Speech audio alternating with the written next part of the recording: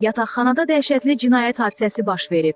Aralarında baş vermiş münaqişə zəminində 2003 təvəllüdlü Lobyashaq Məstiyev Xəlvətkar Əlvanovun ağzına osturaraq onu qətlə yetirib. Mütəhimin dediklərinə görə zərər çəkmiş tez-tez xəlvəti tıs buraxıb otağın havasını korlayırmış.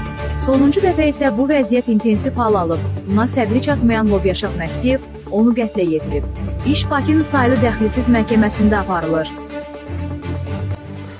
Onu nəyə görə qətlə yetirdiniz? Bu insan bizə gün verirdi, işıq vermirdi. Yasa gedirdi, ostururdu, toya gedirdi, ostururdu. Yəni danlı oynadığımız yerdə ostururdu. Otaqdan bərbad qoxu gəlirdi. Əvvəl bunun elədiyini bilmirdi, partizan kimi xəlvət tıs buraxırdı. Lakin sonradan Çindən detektor, osturaq detektoru sifariş elədi və onun gizlincə şalvarına yerləşdirdi. Çünki əvvəldən ondan şübhələnirdi. Və detektorun verdiyi nəticəyə görə gün ərzində 2453 dəfə osturubmuş.